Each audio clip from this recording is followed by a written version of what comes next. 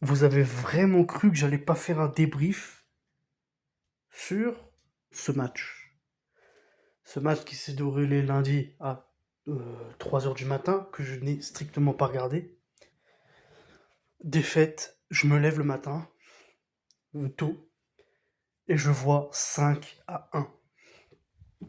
Je regarde le résumé, je regarde les débriefs des autres youtubeurs, et clairement, c'est l'humiliation de trop.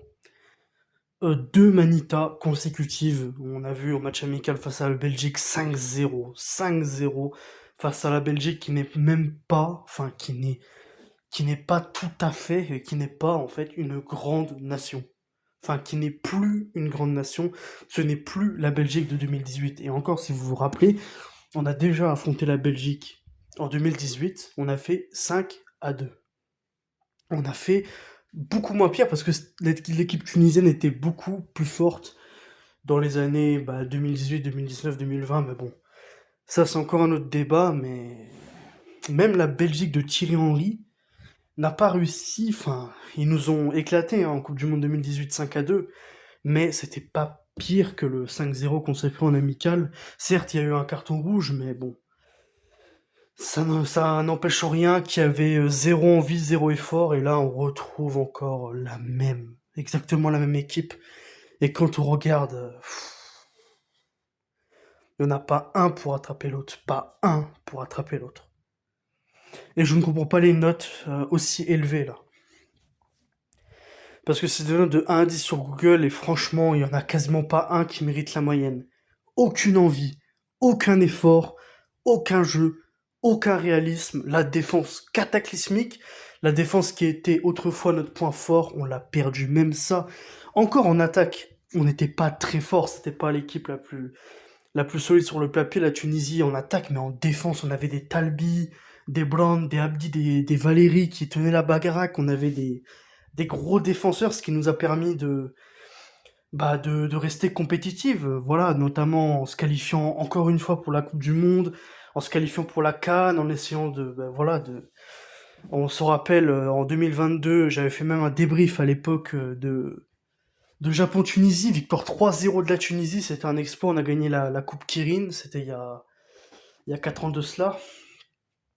Et voilà, là on va réaffronter le Japon. Et crois-moi, là, ce sera pas le Japon de 2022, parce que contrairement à la Tunisie, le Japon progresse d'année en année, et que le Japon qu'on a affronté en 2022 n'a rien à voir. Et là, c'est le Japon de 2026 qu'on va affronter, donc voilà. Comme on a affronté la Belgique de 2026 qui était inférieure à l'équipe de Belgique 2018.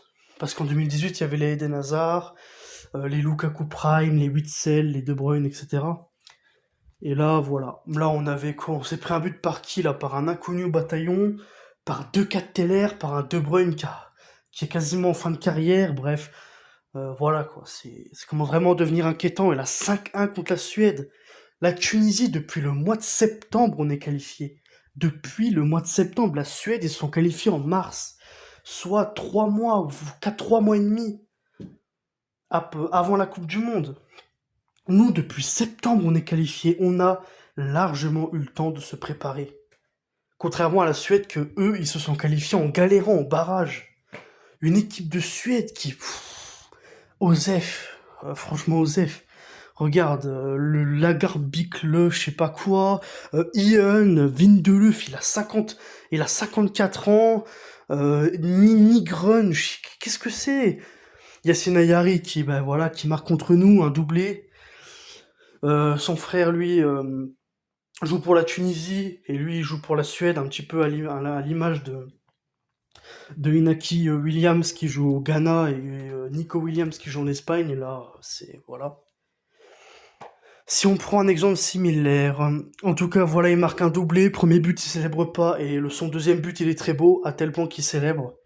Le deuxième but, je comprends qu'il est célébré parce que c'est un très très beau but quand même, hein, et puis en plus marquer un doublé, je crois que c'est son tout premier doublé avec la Suède quand même, voilà, c'est bien pour lui. Il a marqué en toute fin de match, en tout début de match et en toute fin de match. Et voilà, il nous a botté le cul après Alexander Isak, qui est en perte de confiance avec Liverpool. C'est même pas le meilleur joueur de Liverpool, c'est pas du tout le meilleur attaquant de Liverpool. On se prend un but contre lui, Victor Gyökeres c'est le meilleur joueur, c'est normal. Et Svanberg, voilà quoi. Qu'est-ce que vous voulez que je vous dise? C'est vraiment la cata, une cata quoi. Voilà, en plus, Svanberg qui est rentré en cours de jeu, il nous a mis un but. Et sur le but tunisien est pas mal, hein, le but tunisien est pas mal, la belle tête de Rekik qui bat le gardien suédois, le petit filet opposé, c'est un beau but de la Tunisie, mais mis à part ça, no match, no match. 13 tirs à 5, ouais, 8 tirs cadrés à 2. Voilà, mis à part la possession et les passes, c'est tout ce qu'il y a de positif. Le but tunisien est beau, c'est les deux seuls points positifs qu'il y a à faire sur ce match. Beaucoup trop de buts encaissés, 10 buts encaissés en 2 matchs pour un seul but marqué. C'est inadmissible de jouer comme ça. C'est vraiment une honte, la honte de l'Afrique. On n'était pas les seuls, mais c'est vraiment une grosse honte. Et voilà, va falloir vraiment se réveiller au plus vite. Parce que là, on va affronter le Japon. Et après le Japon, ce sera les Pays-Bas. C'est très, très, très, très rude. Et voilà. Il y en a qui disent qu'on aurait dû laisser la place au Nigeria, au Cameroun. Oui, bah certes, le Nigeria et le Cameroun c'est plus fort, mais bah, qu'est-ce que vous voulez que je vous dise? Ils avaient qu'à se qualifier. Voilà, le Nigeria ils ont perdu, ils ont perdu. Et le Cameroun ils ont perdu, éliminés par la République démocratique du Congo. Donc voilà. D'ailleurs, cette même Congo qui a fait match nul contre le Portugal, un partout. Donc la qualification du Congo n'était pas anodine. Voilà, la Tunisie qui est finie première. Je crois qu'on a marqué 22 buts pour 0 encaissé dans notre poule pour la qualification à la Coupe du Monde, la meilleure défense d'Afrique. Et là, frère, on s'en prend 10 en 2 matchs. C'est horrible. Et là, quand on regarde le classement, moins 5 de différence de buts, c'est aberrant, hein. Enfin, moins 4 puisqu'on en a marqué un. Et voilà. Donc là, on est dans l'obligation non seulement de gagner contre le Japon, mais en plus d'essayer de faire un résultat aux Pays-Bas. Vous y croyez-vous? Moi, personnellement, j'y crois pas du tout. Il y a vraiment aucune chance, mais bon, qu'est-ce que vous voulez que je vous dise, hein? Voilà, c'est la Tunisie, hein. Malheureusement, la perte de niveau est très flagrante, j'ai plus rien à dire, je vais noter, c'est parti. Je vais être très sec, hein, de toute façon. Je pense que j'ai pas trop besoin d'argumenter sur la physionomie du match, évidemment. De toute façon, je vais même pas regarder le match. Chamak 1. Alors lui, franchement, tu mets moi au goal, j'arrête plus de ballons. C'est une passoire, il regarde le ballon. Je peux rien dire. Même si Darmen est plus la merde, je préfère Darmen que lui. Et Ben Saïd, il manque aussi. Qu'est-ce que vous voulez que je vous dise? Bah, Talbi 3, voilà, hein. Ouais, non, dégueulasse. Reikik 5, allez, parce qu'il a marqué. Valérie, ouais, non, Valérie 3. Et non, non. C'est qui lui? Ben Hamida, oui, c'est vrai, Ben Hamida, ouais. Franchement, quand on passe de Abdi à lui, c'est complicado, hein. Ben Hamida, frère, c'est une dinguerie. Ils mettent même pas son Amin Ben Ami. Regarde son nom, frère, mais par pitié, c'est horrible. Skiri Kedira, c'est pas bon, c'est pas bon, c'est pas bon. Abdi qui joue dans un mauvais poste, c'est pas là qu'il faut le mettre, c'est pas là, c'est pas là. Abdi, lui, il doit jouer en latéral gauche. Tu mets pas Ben Hamida, par pitié, si tu veux mettre 4 attaquants. Mais mets Chawat, tu mets Chawat, tu mets pas Abdi. Tu mets Abdi en DG et tu mets Chawat en AG. Mais tu peux pas mettre Abdi là, c'est pas possible. Ce n'est pas un poste qu'il affectionne et on l'a vu là, n'a pas été bon. Et c'est pour ça que Abdi manque dans cette défense. Il faut un Abdi. On l'a pas vu, donc c'est pour ça qu'il faut le mettre en DG pour le Japon. Moi, frère, franchement, Talbi Rekik, allez, ok, pourquoi pas. Après, en DD, t'as pas le choix de mettre Valérie. Après, en DG, il faut mettre Abdi. Ben là, et regarde, je suis désolé, ben oui, tu mets Shawat, tu le fais rentrer à la 83e minute. Tounekti, tu le fais rentrer à la 71e. Les changements, c'est trop tard, c'est beaucoup trop tard. Achouri qui rentre trop tard, Garbi qui rentre trop tard, c'est trop tard, tu perds 4-1, c'est trop tard. Ismaël Garbi, fallait le mettre titulaire à la place d'Abdi, t'aurais dû mettre, pas, je sais pas, mais... Allez, Eliassad, ça, on peut comprendre, Ben Slimane, il a rien à faire là. L'attaque, pour moi, ça doit être tous les jours. Eliassad, Mejbri, Chawat et Garbi. C'est ça l'attaque qui doit être mise. Après, tu vois, s'il y aurait eu Aïssa Leidouni, malheureusement, voilà, il est pas Leidouni, il est pas là. Mais tu vois, qui montre quand même ce joueur qui est capable de t'apporter énormément. Par exemple, le duo Skiri et Leidouni aurait été hyper intéressant, mais là, malheureusement, ça s'est pas fait. Voilà, il n'a pas été sélectionné. Leidouni, de toute façon, il est plus sélectionné. Je sais même pas pourquoi. Je sais pas s'il est blessé, s'il joue avec son club. J'en ai aucune idée. Mais en tout cas, voilà, ça aurait été intéressant. Peut-être que la Tunisie aurait été peut-être un peu moins ridicule avec des joueurs cadres comme ça.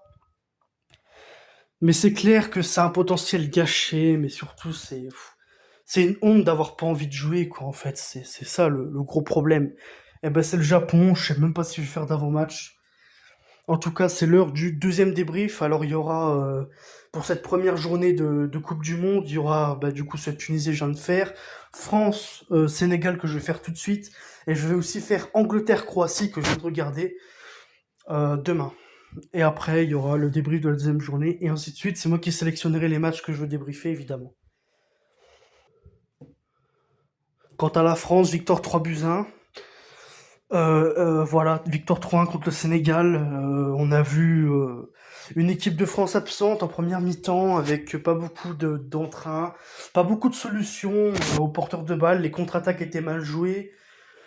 Il y avait un creux. En fait, on avait l'impression que les joueurs n'arrivaient pas à se trouver, qu'on n'arrivait pas à suffisamment sortir enfin qu'on n'arriverait pas à étirer le bloc du Sénégal qui était assez bas. C'était une stratégie de Thio, hein, de jouer en bloc bas et de partir en contre-attaque. Et voilà, bon, ça n'a pas trop payé, mais bon, maintenant le Sénégal sait ce qu'il leur reste à faire. Voilà, première mi-temps, zéro but, hein, 0-0.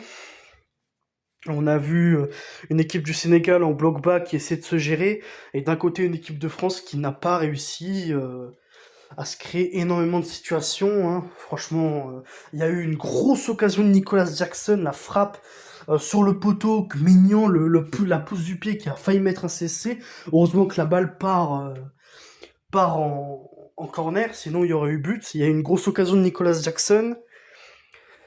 Il y a eu aussi, je crois, c'était en première mi-temps, en deuxième, je sais plus, des situations d'Mbappé avec une situation où Olysée frappe du pied gauche très bien arrêtée par Mendy, et pareil, même action pour Mbappé, frappe de Mbappé très bien arrêtée par Mendy, Mendy qui a réussi quand même à arrêter pas mal de face à face.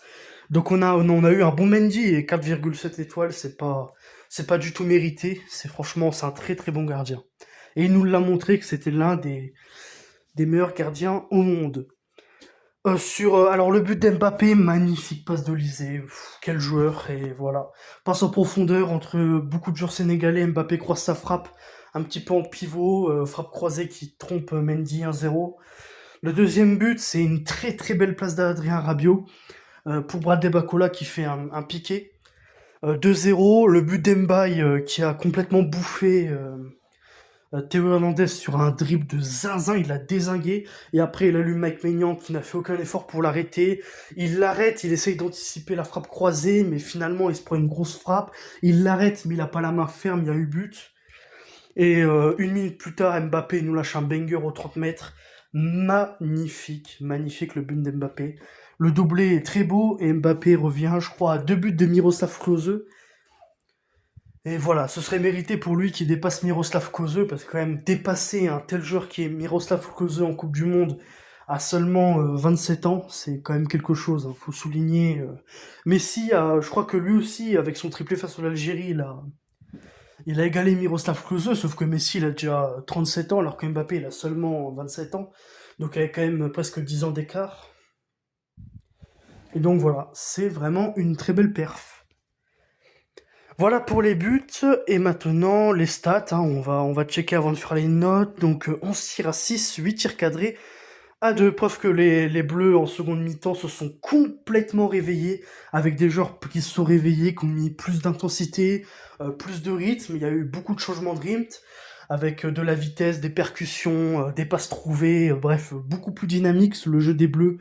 En deuxième mi-temps, le Sénégal qui n'a pas fait une bonne deuxième mi-temps, ils ont retrouvé beaucoup de problèmes qu'ils avaient en première mi-temps. Sur les possessions, on n'a pas fait la possession, mais c'est les Bleus évidemment, et les corners, c'est les Bleus. Donc les Bleus dans le jeu ont battu cette équipe du Sénégal. Donc c'est parti pour les notes des Bleus. Alors Maignan, j'ai l'impression de faire le pire Ménès là, frérot. C'est une dinguerie. Maignan, 4 sur 10. Non, 5, allez, 5 quand même. Voilà, il a fait une très très très belle parade sur le... Il a failli mettre un CC de Chouanemi et super parade de Mike Maignan qui a bien anticipé. Après sur le but d'Emba, il aurait peut-être pu faire mieux, mais Emba il met une grosse frappe. Saliba Upamecano, j'approuve complètement, hein. Tous les deux sets, très très très solide, hein. Très solide Upamecano, très solide, Saliba très solide. Et je pense que Upamecano saute complètement Konaté. Et je le dis haut et fort, et je pense que le duo Saliba-Konaté est mieux que le duo Konaté-Saliba. Saliba, titulaire indiscutable, et Upamecano-Konaté, je partirais plus sur Upamecano. Koundé, je suis désolé, mais 3, hein, c'est...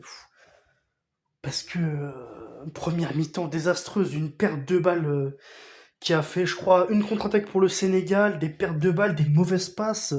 Il apporte pas assez dans le jeu. T'as un quadruplé d'attaque avec Olysée, Dembélé, Doué, Mbappé, et tu fais pas suffisamment en attaque. Bref, à l'image un peu de ce qu'il fait au Barça, c'est-à-dire vraiment pas ouf du tout. Je préfère à Malo Gusto personnellement. Hernandez c'est pareil, 4. Je suis désolé Hernandez, mais lui aussi, ouais, il a galéré. Il a un petit peu galéré. Lui, c'était un peu sur le plan défensif, lui, qu'il avait beaucoup de mal. D'ailleurs, il se fait bouffer sur Mbaye. En fait, quand tu mets un vrai joueur devant lui, un joueur qui dribble, un joueur qui a la vista et tout, il perd ses moyens, il pue la merde et on l'a vu. Donc, je suis désolé, Hernandez, certes, il apporte en attaque, mais en défense, dès que tu mets un gros joueur devant lui, il bégaye. Chouanemi, Rabiot, Chouanemi, je mets 5 et Rabiot, je mets 7. Rabiot qui, Chouanemi, c'est moyen, et Rabiot, j'ai beaucoup aimé ce qu'il a fait. J'ai beaucoup aimé, sa passe D sur Barcola était très belle, mais mis à part le fait, il est très athlétique, très physique, et il met beaucoup d'impact. Et ça, c'est important, un milieu de terrain avec beaucoup d'impact. Rabiot qui a fait une meilleure deuxième mi-temps que la première mi-temps, mais franchement, Rabiot, je l'ai trouvé très rassurant. Dembélé, 3,5. Je suis désolé, Dembélé, mais toi aussi. On va falloir commencer à te réveiller parce que lui, il commence à puer du cul. Alors certes, il est pas du tout dans son poste. Bref, normalement, le poste de Dembélé, ce qu'il fait avec le PSG, c'est en BU.